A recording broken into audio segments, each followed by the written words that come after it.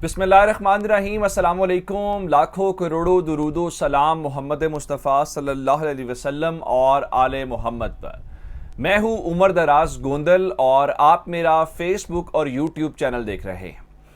खबर आपको मैं दे देता हूँ कि जश्न शुरू हो गया है। लोग कह रहे हैं कि इमरान खान एहतजाज तो कर रहे हैं 2 तारीख को इस्लामाबाद के परेड ग्राउंड के अंदर भी और मुल्क भर के अंदर भी, और कल आपने लाहौर के अंदर देख लिया कि उन्होंने 4 मुख्तलिफ जगहों पे कन्वेंशंस किए। ये हल्कों के कन्वेंशंस थे।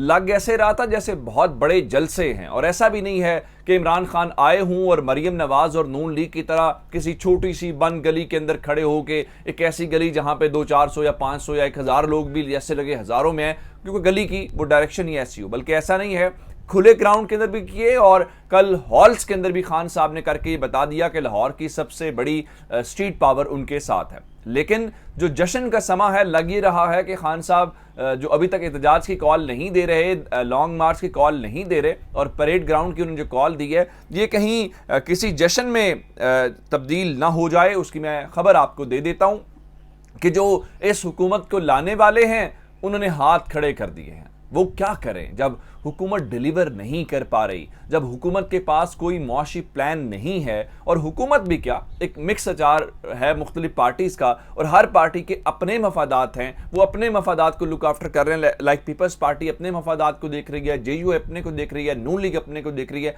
हर कोई अपना जो इलेक्शन है उसको पक्का कर रहा है, जिसकी आपने एक मिसाल सिंध के अंदर देख ली कि कहने को ये साथ हैं लेकिन ये कहने को मुखालिफ भी हैं। तो ऐसी अप्रोच के साथ आप नहीं चल सकते। अब ज़रा जो हाथ जिन्होंने उठाया है वो कौन है? खान साहब आपको पता ही है कि एक तो कुछ इंटरनेशनल ताकतें हैं, उनकी बात करते हैं, फिर लोकल हैंडलर्स की बात करते हैं। अब ज़रा खबर मैं आपको दे देता हूँ कि ये खबर मैंने आपसे खुद बताई थी, आपको शेयर की थी कि जो मौजूदा वज़ीर ख़जाना है मिफ्ता इस्माइल और आयशा गौस बख्श पाशा जो हैं, उनकी मुलाकात हुई थी अमरीकी सफ़ीर के साथ, यहाँ पे डोनाल्ड ब्लूम के साथ। अब उस मुलाकात के अंदर 1 पॉइंट एजेंडा था, और उस 1 पॉइंट एजेंडे का मकसद सिर्फ और सिर्फ ये था कि IMF हमारी बात नहीं सुन रहा, अमरीकी हुकूमत हमारी मदद करे, और जो शराइत हैं वो उनको कहा जाए ज़रा नरम हूँ और जल्दी से जल्दी पैसे हमें दिए जाएँ। अब इस बारे में हम बार बार हुकूमत के अरकान की तरफ से सुनते रहे हैं कि 1-1.5 दिन के अंदर जो है जी मुआहिदा हो जाएगा। अब हमें 28 तारीख यानी जो कल का दिन है वो बताया गया है कि कल ये मुआहिदा हो जाएगा। अब मैं आपको खबर दे देता हूं कि जो मुलाकात हुई थी, इस्लामाबाद से खबर आई है कि वो बड़ी मुलाकात नाकाम हो गई है, बेनतीजा साबित हुई है। डोनाल्ड ब्लूम ने इस हुकूमत को किसी किस्म की भी यकीन दहानी करवाने से और ये बताने से कि IMF को हम कन्विंस करें, वो इस बारे में मुकम्मल तौर पे कायल नहीं हुए।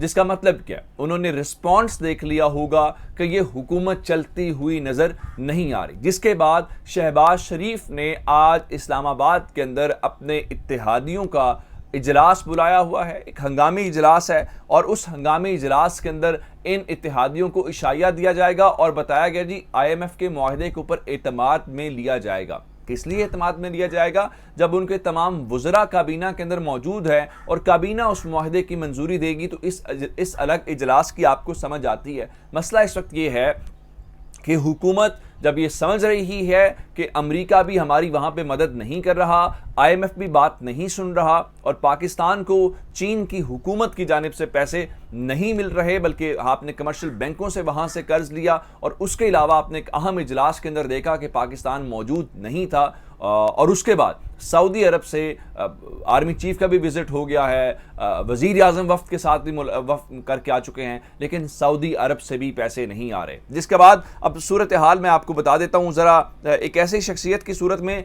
जो इनकी सबसे बड़ी हामी शख्सियत आजकल है, कामरान शाहिद की ज़बानी में ज़रा उनको बता देता हूँ। उन्होंने बताया जी तहरीक इंसाफ ने सवात के अंदर ANP की जो सीट है वो जीत के PDM और PMLN को एक बड़ा धचका पहुँचाया है, और इसके साथ ही उन्होंने कहा कि पंजाब के आइंदा आने वाले ज़िमनी इंतखाबात के अंदर भी ऐसे ही अपसेट्स होने वाले हैं, जिसके बाद हमजा शहबाज शरीफ की वजारत आला अपने घर जाती दिखाई दे रही है, और यही सूरत हाल आपको जनरल इलेक्शंस के अंदर नजर आएगी।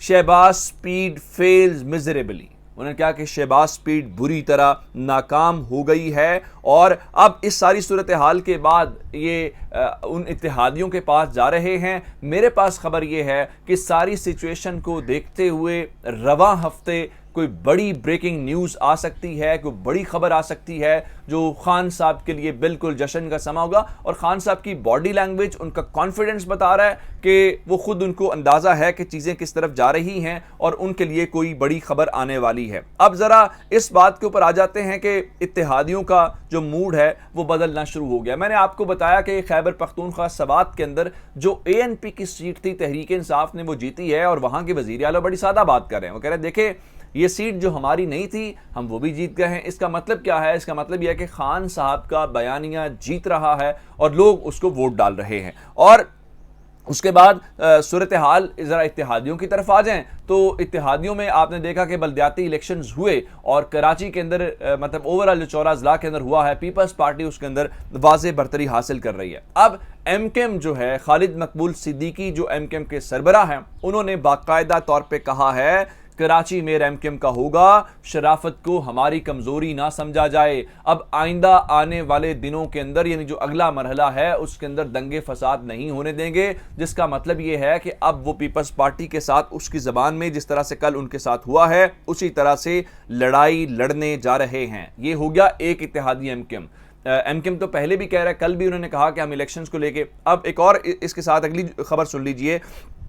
यहां तक बात धमकी तक नहीं रही, बल्कि MKM वाले कह रहे हैं कि कल जो धांधली हुई है, जो बेज़ाब्तगियां हुई हैं, उसको लेके वो बाकायदा तौर पे अदालत जा रहे हैं और इलेक्शन कमीशन का दरवाज़ा खटखटाने का फैसला किया है ताकि इस इलेक्शन को कल अदम करार दिया जाए जो यकतरफा है। सिर्फ MKM नहीं है, एक और इत्तेहादी भी है, JUIF वाले। मैंने राशिद सोमरो के मुतालिक आपको कल बता दिया था कि उनका वोट वहां से ट्रांसफर हो गया है और वो धमकियां दे रहे हैं। राशिद सोमरो ने भी इस बारे में बल्दियाती इंतखाबात के नताइज मुस्तरद कर दिए हैं और खान साहब के लाहौर में खड़े होकर यही बात कर रहे थे कि इस इलेक्शन कमीशन के ऊपर किसी को कोई एतमाद बिल्कुल भी नहीं है। अगर आप MKM वाले भी नहीं मान रहे, JUIF यानी दो इत्तेहादी हुकूमत के नहीं मान रहे, और आज राशिद सोमरो और JUIF की क़यादत ने प्रेस कॉन्फ्रेंस करनी है और उस प्रेस कॉन्फ्रेंस के अंदर उन्होंने आइंदा का लाहे अमल देना है, तो फिर आपको वाज़े हो जाना चाहिए कि अब खेल खत्म हो चुका है। ये इनका मूड बदल रहा है बुनियादी तौर पर। इनको अंदाज़ा हो रहा है आवाम का रिस्पॉन्स देख के